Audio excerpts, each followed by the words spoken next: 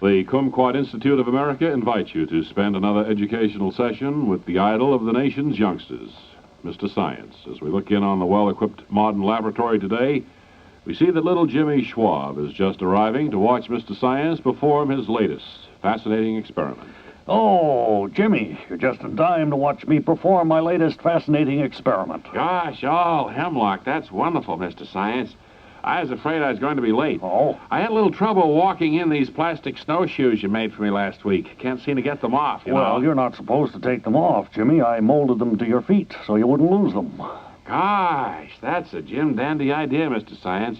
And I really don't mind at all that I have to sleep standing up. Well, I'm glad you like your new snowshoes so well, Jimmy, but now it's time to move along to today's experiment. Prime and Nettles, Mr. Science. What experiment have you planned for today? Well, today, Jimmy, we're going to prove that wood will float in water.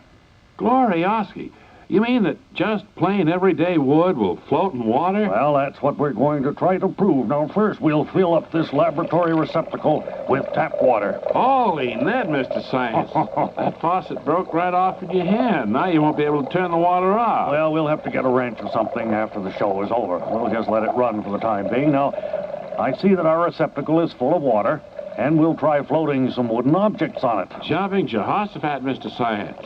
What are those wooden objects you have in your hand there? Oh, those are called toothpicks, Jimmy. Great day in the morning. Wait till I tell the kids at school that I've seen real toothpicks. Yes, well, now, you notice that the toothpicks do float in the water. Wow. Now, try a little larger wooden object. Gosh, Mr. Science, that faucet's still running full force over there, and the water is almost up to my knees now. A little is spilling out over the floor, but we'll mop it up after we go off the air. Criminy, Mr. Science. Your workbench is starting to float over there. It must be made out of wood, too. Yes, that's a very good example of the principle that we're trying to prove today. Gee, the water's almost up to my shoulders down, Mr. Science.